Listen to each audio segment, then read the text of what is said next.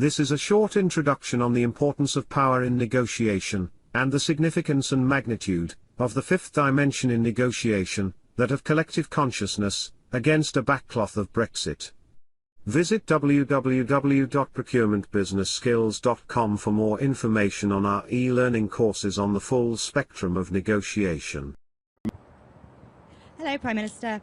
Can you make a promise today to the British public that you will not go back to Brussels and ask for another delay to Brexit? Yes. And I can.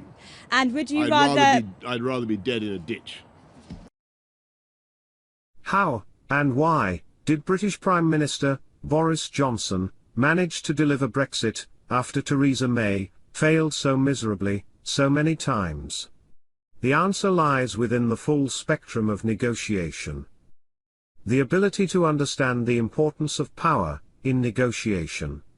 How to create and use power, and to recognize the significance and magnitude of the fifth dimension in negotiation.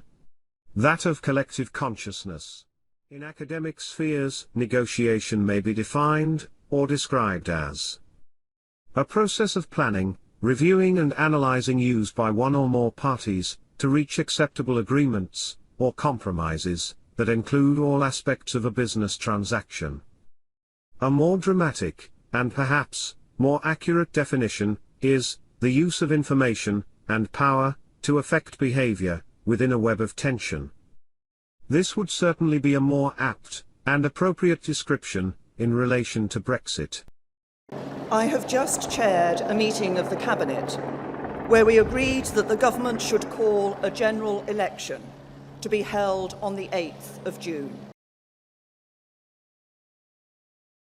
Theresa May have been seen to be a tough negotiator within a particular realm, but her privileged background may have prevented her from gaining an insight and understanding of the importance of the fifth dimension in negotiation. That of the collective consciousness of the nation.